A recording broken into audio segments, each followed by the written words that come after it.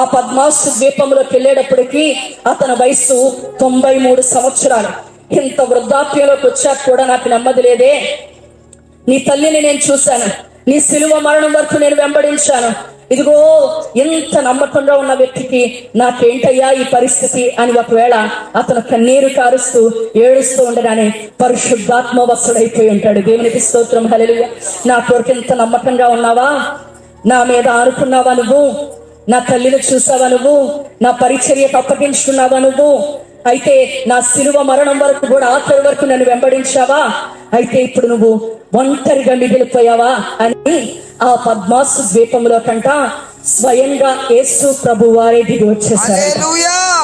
నీకు నేను అవసరం ఇప్పుడని స్వయంగా యేసు ప్రభు వారే ఆ పద్మాసు ద్వీపంలోనికి దిగి వచ్చేసాడంట. దేవునికి స్తోత్రం, హల్లెలూయా. షద్రకు మేషకు అభిజ్ఞగోలు అగ్ని గుండములో సంచరిస్తూ ఉండగా తిరుగుతూ ఉండగా అక్కడ కంట 4వ వ్యక్తిగా మన దేవుడు దిగి వచ్చేసాడు.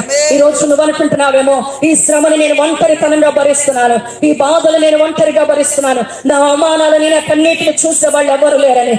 ఈ రాత్రి ఆయన నీ కొరకు దిగి రావడానికి సిద్ధంగా ఉన్నాడు. ప్రార్థిస్తూ ఉండగానే ఆత్మ వసుడవైతే గనుక, పరిశుద్ధాత్మకు నువ్వు అప్పగించగలిగితే గనుక, ఇదిగో అదే జీవం గల దేవుడు దిగి వచ్చి ఇదిగో నేను చెయ్యి పట్టుకొని పరలోకము తెరవబడడం నీ కళ్ళకు చూడబోతున్నావు.